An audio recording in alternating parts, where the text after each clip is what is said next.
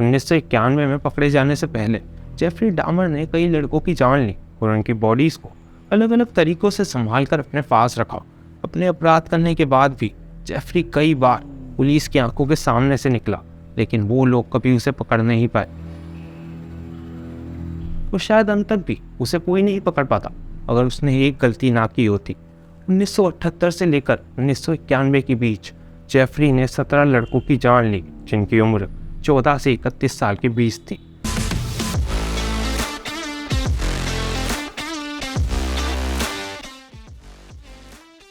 Hello everyone, कैसे सबके सब। तो चलो ज़रा इस कैनिबलिस्टिक सीरियल किलर जेफरी डामर की कहानी को भी सुना जाए। और वीडियो शुरू करने से पहले बता दो, कैनिबलिस्टिक मतलब वो व्यक्ति जो कि अपने ही लोगों का मांस खाता हो।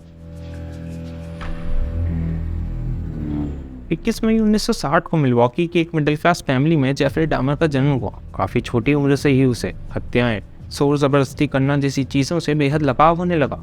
अपनी 9th क्लास में उसे बायोलॉजी का एक असाइनमेंट दिया गया, जिसमें उसे फेटल पिग की बॉडी को अलग अलग पार्ट्स में कट करके उसका एनालिसिस करना था। न सिर्फ जेफरी ने यह असाइनमेंट बड़ी खुशी खुशी पूरा किया, बल्कि उस पिग के स्केलेटन को भी हमेशा अपने पास संभाल कर रखा। और उस दिन के बाद से ही वो मरे हुए जानवरों की बॉडीज़ को इकट्ठा करने लगा। बल्कि एक दिन तो उसने अपने पड़ोसियों के पेट्स को मारकर उनके सरों को एक लकड़ी पे लगाकर अपने गार्डन में गाड़ दिया। फिर जब जेफरी हाई स्कूल में गया तो उसका परिवार भी उसके साथ ओहायो के बार्ट टाउनशिप में शिफ्ट हो गया। हाई स्कूल की शुरुआत में तो बाकी बच्चे उसे एक आउटकास्ट की तरह ट्रीट किया करते थे, जिस वजह से वो अल्कोहल का एडिक्ट हो गया। वो हमेशा अपने जैकेट के अंदर वाली पॉकेट्स में शराब की बोतलें रखा करता और बाकी लोगों से घुलने मिलने के लिए वो काफ़ी अजीब अजीब हरकतें क्या करता। कभी वो एक्टिंग करता कि उसे दोहरे पड़ रहे, तो कभी वो मजाक क्या करता। फिर एक टाइम ऐसा भी आ चुका था कि जब भी कोई और बच्चा कोई अच्छा जोक किया करता तो उसे यही कहा जाता कि अरे तुम तो टैमर बन रहे हो। हाई स्कूल के दौरान ही जेफरी को समझ आ चुका था कि वो गे है। और जैसे जैसे वो बड़ा हुआ उसकी फैंटेसीज बदलने लगी। डोमिनेट करना, दूसरों को कंट्रोल करना और रेप करना जैसे ख्यालों की ओर वो बहुत ज़्यादा आकर्षित होने लगा। पर धीरे धीरे वो खुद पर अपना काबू खोने लगा। फिर 1978 में जब वो पास आउट होने वाला था, उसी साल उसके माता पिता का डाइवोर्स हुआ और पास आउट होने के कुछ ही हफ्तों बाद जेफरी ने अपना पहला मर्डर किया। डाइवोर्स के बाद उसके पिता और उसका भाई पास के मोटेल में शिफ्ट हो गए और वो अपनी माँ के साथ अपने पुराने वाले घर में रहने लगा। फिर जब भी उसकी माँ काम के सिलसिले में कहीं बाहर जाती तो वो बस अपनी मनमानियाँ क्या करता। ऐसे ही एक दिन जब वो घर पर अकेला था तो उसने स्टीवन हिक्स को अपने साथ कुछ ड्रिंक्स लेने के लिए इनवाइट किया, जो कि पास के टाउन में हो रहे रॉक कॉन्सर्ट में जाने वाला था। जेफरी ने उसे कन्विंस किया कि पहले वो दोनों साथ में बैठकर कुछ ड्रिंक्स लेंगे और उसके बाद वो अपने कॉन्सर्ट को एंजॉय कर सकता है। लेकिन जैसे ही ड्रिंक्स लेने के बाद स्टीवन वहाँ से उठकर जाने लगा तो जेफरी को इस बात पर बहुत गुस्सा आया। उसने 5 किलो का डंबल उठाकर स्टीवन के सर पर मार दिया और फिर उसने उसका गला दबाकर उसकी हत्या कर दी। लेकिन जेफरी यहीं पर नहीं रुका, उसने स्टीवन के सारे कपड़े उतारे and he masturbated on his corpse. फिर वह स्टीवन की बॉडी को अपने बेसमेंट में ले गया, जहाँ उसने उसे अलग अलग पार्ट में ब्रेक करके अपने घर के बैकयार्ड में दफना दिया। पर फिर कुछ हफ्तों बाद ही उसने बॉडी को वहाँ से निकाला और हड्डियों को मांस से अलग किया। फिर जेफरी ने मांस को एसिड से भरे एक ड्रम में डिसॉल्व कर दिया और सॉल्यूशन को टॉयलेट में फ्लश कर दिया और हड्डियों को हथौड़े से मार मार के उन्हें पाउडर फॉर्म में कन्वर्ट करके अपने घर के पीछे वाले डंपयार्ड में फेंक दिया। बाहर से तो ऐसा लगता था कि जेफरी बस एक आम आदमी है जो कि अपनी ज़िंदगी को फिगर आउट करने के लिए लड़ रहा है। उसने ओहायो की यूनिवर्सिटी भी अटेंड की, लेकिन उसके अल्कोहल एडिक्शन के कारण उसे वहाँ से निकाल दिया गया। इसके बाद उसने 2 साल तक आर्मी में कॉम्बैट मेडिक के रूप में सर्व भी किया, लेकिन उसने वहाँ पर 2 लोगों का रेप भी किया, जिस वजह से उसे यहाँ से भी निकाल दिया गया। इसके बाद वो विस्कॉन्सिन के वेस्ट एलाइस में अपनी ग्रैंड मदर के पास शिफ्ट हो गया। जेफरी के सेक्स क्राइम्स बढ़ते जा रहे थे। वो पब्लिक प्लेसेस में मैस्टरबेट किया करता और गे बाथ हाउसेस में लोगों को ड्रग्स देकर उनका रेप किया करता। फिर दिसंबर 1957 में उसने अपना दूसरा मर्डर किया। ये बार में जेफरी 25 साल के स्टीवन टोमी से मिला और उसने उसे अपने साथ रूम पर चलने के लिए कन्विंस किया।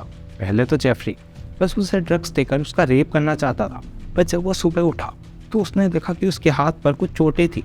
उसके बेड के नीचे खून में लथपथ टोमी की लाश पड़ी थी। इस मर्डर के बाद से जेफरी और जोश में आ गया। वो रेगुलरली गे बार्स में जाया करता, वहाँ पर लोगों को अपने रूम पर आने के लिए कन्विंस किया करता और फिर उन्हें ड्रग्स देकर उनका रेप करके उनकी हत्या कर दिया करता। 1988 तक वो 3 लोगों को मार चुका था और फिर उसी साल उस पर चाइल्ड मोलेस्टेशन का आरोप लगाया गया और उसे 10 महीनों की सज़ा सुनाई गई। अपनी सज़ा पूरी करने के बाद जेफरी रेगुलरली अपने प्रोबेशन ऑफिसर से मिलने जाया करता और इसी वजह से उन ऑफिसर्स को कभी उसके घर पर आने की ज़रूरत नहीं पड़ी। प्रोबेशन पीरियड ख़त्म होने के बाद जेफरी का कहना था कि वो सुधर चुका है और उसने अपने सारे अपराध बहुत पीछे छोड़ दिए हैं। लेकिन इसके कुछ हफ्तों बाद ही जेफरी ने 24 साल के एस्पायरिंग मॉडल एंथनी सीयर्स की हत्या की। वो एंथनी से गे बार में मिला और वो उसे अपने साथ रूम पर लेके आया। इसके बाद उसने उसे ड्रग्स देकर उसका रेप करके उसकी हत्या कर दी। लेकिन इस बार जेफरी कुछ और भी करना चाहता था, तो उसने एंथनी के जेनिटल्स को और उसके सर को एसीटोन से भरे जार में स्टोर करके अपने पास रखा।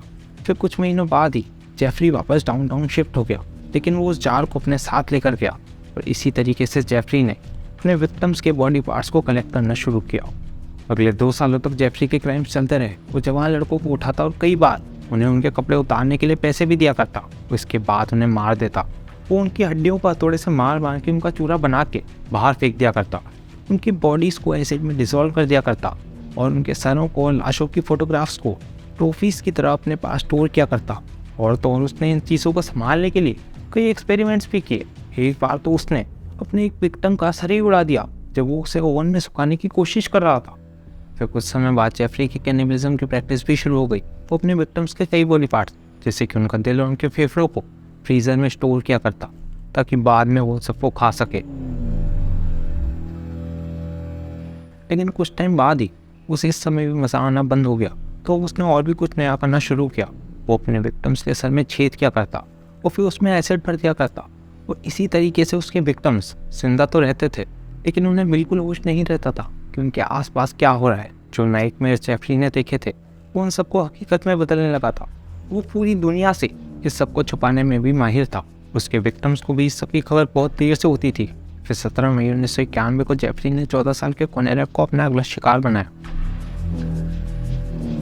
वो कोनेरेव को अपने रूम पर लेके आया। इसके बाद जेफरी ने उसके सर में होल किया और फिर उसमें एसिड भी भरा। लेकिन इसके बाद ही उसने कोनेरेव को बेड पर लेटा दिया और वो पास ही की शॉप पर चला गया। लेकिन उसी दौरान कोनेरेव की आंखें खुली और वो ऐसे ही उठकर वहाँ से बाहर चला गया। लेकिन उसे बिल्कुल भी होश नहीं था। उसके सर से खून बह रहा था। वो ऐसे ही बिना कपड़ों के बाहर आ गया था। सड़क पर 2 औरतों ने उसे ऐसे देखा तो उन्होंने पुलिस को बुलाया और पुलिस के वहाँ आने के साथ ही जेफरी भी वहाँ पर आ गया। उसने पुलिस को समझाया कि उस बच्चे का नाम कोनेरेव है और उसकी उम्र 19 साल है और वो दोनों एक दूसरे से प्यार करते हैं, लेकिन आपसी झगड़े के कारण वो ऐसे ही उठकर बाहर आ गया। कोनेरेव को बिल्कुल भी होश नहीं था। इसी वजह से वो पुलिस से कुछ भी नहीं कह पाया। वो पुलिस को जेफरी की बातों पर यकीन था, इसी वजह से वो लोग वहाँ से चले गए। हालांकि उन दोनों औरतों ने पुलिस को रोकने की कोशिश की क्योंकि उन्हें लग रहा था कि इस समय कुछ ना कुछ गलत तो ज़रूर है। लेकिन पुलिस ने उनसे कह दिया कि उन्हें दूसरों के झगड़ों में अपनी नाक नहीं अड़ानी चाहिए। और पुलिस के वहाँ जाने के आधे घंटे बाद ही कोनेरेव मारा गया। फिर 22 जुलाई 1991 को ट्रेसी एडवर्ड्स जेफरी का अगला शिकार बनने वाला था। लेकिन इस बार जब जेफरी उसे अपने रूम पर लेकर आया तो उसने सिर्फ उसके हाथों में हथकड़ियाँ बांधी और वो उसे चाकू से डराने धमकाने की कोशिश करने लगा। जेफरी का कहना था कि अगर वो अपने कपड़े नहीं उतारेगा तो वो उसका दिल काट कर खा जाएगा। ट्रेसी रोने लगा और वो कहने लगा कि वो जेफरी का अच्छा दोस्त है और वो बस उसके साथ एक मूवी देखने आया है। फिर कुछ देर बाद जब जेफरी का ध्यान भटका और ट्रेसी वहाँ से बचकर भाग निकला। रोड पर ट्रेसी को पुलिस ऑफिसर्स दिखाई दिए और उसने उन्हें समझाने की कोशिश की कि जेफरी उसके साथ क्या करने वाला था। हालांकि पुलिस को उसकी बातों पर यकीन नहीं था, लेकिन फिर भी वो लोग उसके साथ जेफरी के अपार्टमेंट गए। अपार्टमेंट में जेफरी ने पुलिस को समझाने की कोशिश की कि जो भी बातें ट्रेसी बोल रहा है वैसा कुछ भी नहीं है, वो तो उन दोनों के बीच बस कुछ झगड़ा हो गया था। और पुलिस भी इन बातों को मानने को तैयार थी। लेकिन तभी उनका ध्यान बेड पर रखी फोटोग्राफ्स पर गया जिसमें जेफरी ने अपने सारे विक्टिम्स की लाशों की तस्वीरें ली थी। इसके बाद पुलिस ने उसके पूरे घर की तलाशी ली और जो कुछ नहीं मिला। वो देखकर वो लोग सदमे में थे। जेफरी ने 7 लोगों के स्कल्स को पेंट करके अपने पास रखा हुआ था। फ्रीज़र में 2 लोगों के दिल थे और बेडरूम में 57 गैलन का एक एसिड का ड्रम था जिसमें अभी भी 3 बॉडीज डिसॉल्व हो रही थी। उसके पूरे घर में कुल मिलाकर 11 विक्टिम्स के बॉडी पार्ट्स पाए गए।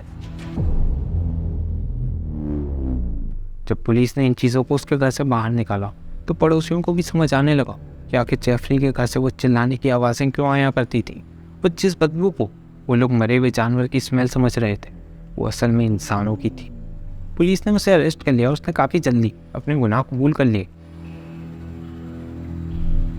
1992 के ट्रायल्स के दौरान भी कहीं से ऐसा नहीं लग रहा था कि उसे कोई मेंटल डिसऑर्डर है। साइकाइट्रिस्ट का भी यही कहना था कि वो स्मार्ट भी और इंटेलिजेंट भी, और वो हर सवाल का जवाब बड़ा सोच समझ के दे रहा था।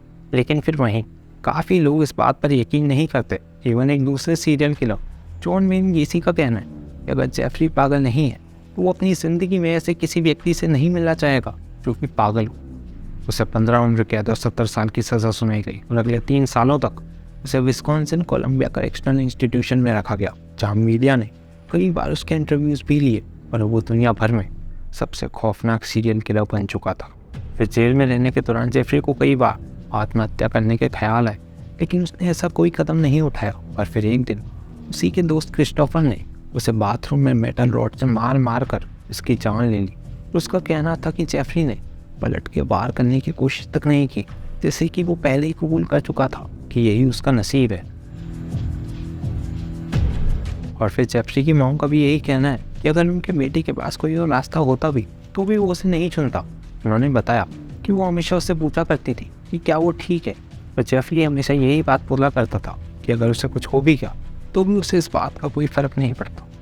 तो यार इसी के साथ ख़त्म करते हैं इस वीडियो को। लेकिन ऑलमोस्ट हर सीरियल किलर के साथ उसके बीते कल की कुछ ना कुछ बुरी यादें जुड़ी होती हैं जो कि उसके आज के बर्ताव का कारण बनती है।